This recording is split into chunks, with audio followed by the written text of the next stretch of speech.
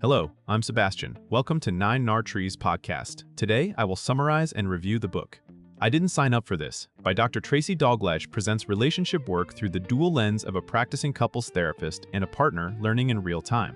Built around real-life clinical scenarios and personal reflection, the book focuses on the moments couples do not anticipate, resentment that builds quietly, conflict that repeats like a script, disconnection after life transitions, and the fear that something is fundamentally wrong when love feels hard. Rather than offering a one-size-fits-all formula, Dalgleish emphasizes patterns, emotional triggers, and the small, practical shifts that change a relationship's trajectory. Readers can expect a grounded, compassionate approach that normalizes struggle while still holding people accountable for the impact of their choices. The central promise is not perfection or constant harmony, but the possibility of repair, greater emotional safety, and more joy. If you want therapy-informed guidance that feels human and relatable, this book aims to make relationship growth feel both doable and meaningful. I will give you key takeaways from this book. Firstly, seeing the pattern behind the fight. A core theme in therapy-informed relationship work is that couples rarely argue only about the surface issue.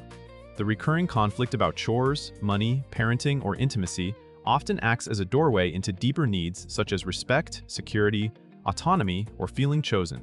This book highlights how partners can learn to step back and identify the repeating cycle they co-create. That cycle may look like one person pursuing conversation while the other shuts down, or one partner criticizing while the other becomes defensive. When couples name the pattern, they stop treating each other as the enemy and start treating the cycle as the shared problem.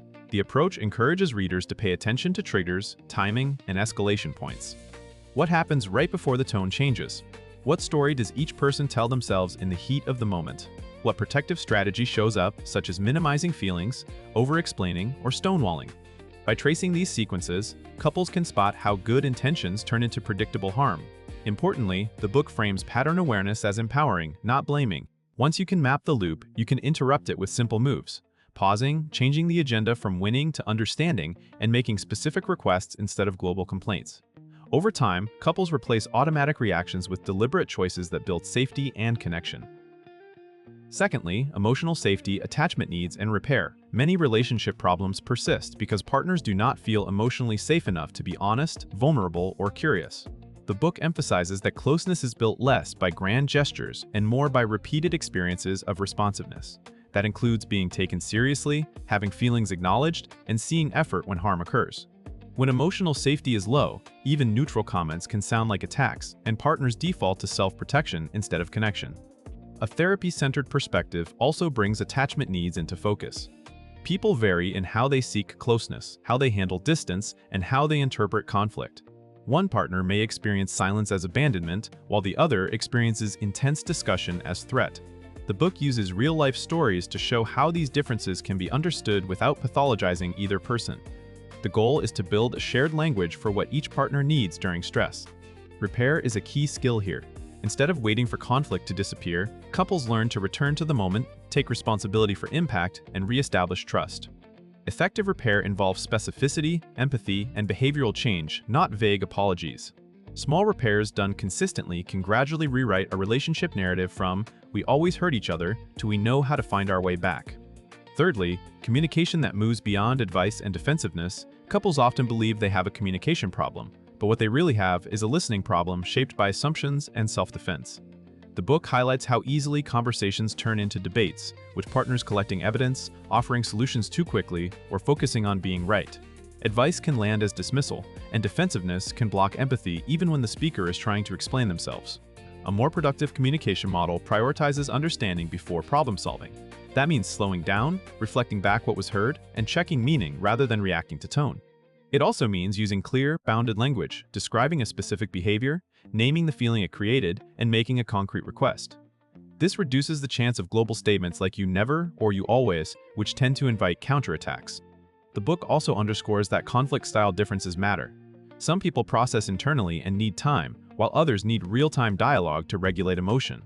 Learning to negotiate these differences can prevent the typical spiral where one partner chases clarity and the other flees intensity.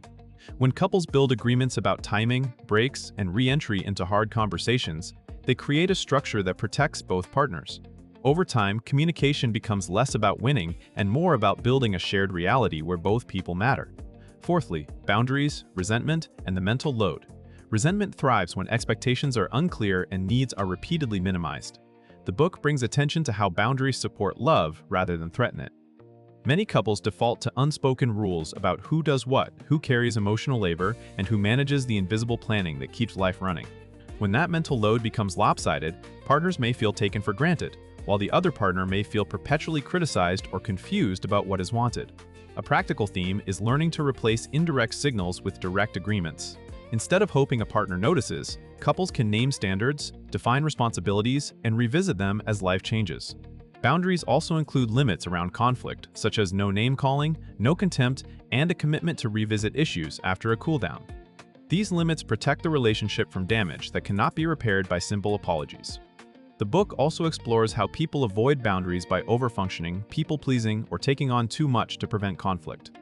Over time, that strategy often backfires and turns into bitterness. By practicing self-advocacy and shared accountability, couples can reduce resentment and increase partnership. When each person feels respected and supported, joy becomes more accessible because the relationship stops feeling like a constant negotiation for basic fairness. Lastly, reclaiming joy through small, repeatable changes. Relationships can become problem-focused, especially when couples enter therapy or self-help during a crisis. This book highlights that lasting change is often built through small, repeatable behaviors rather than dramatic breakthroughs. Joy is not merely the absence of conflict, it is the presence of warmth, play, appreciation, and a sense of being on the same team.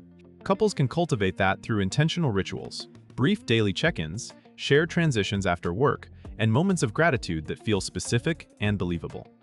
The emphasis on breaking patterns also applies to joy.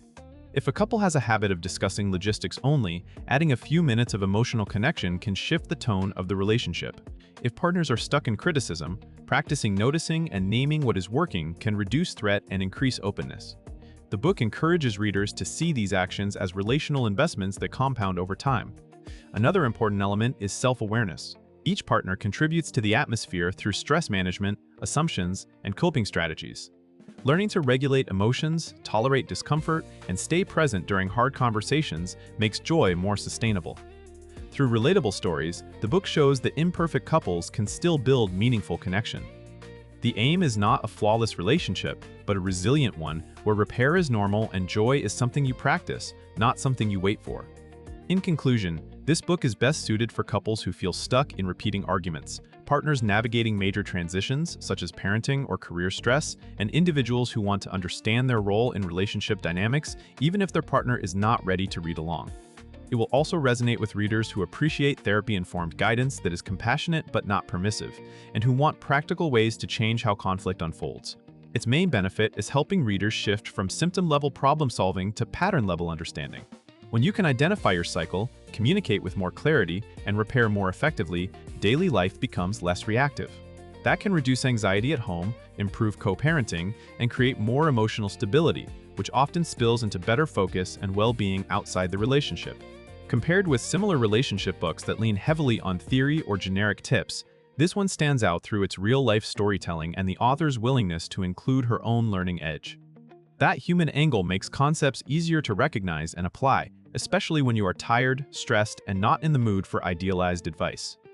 If you want a grounded guide for breaking patterns and rebuilding joy, it is a worthwhile purchase that you can return to as your relationship evolves.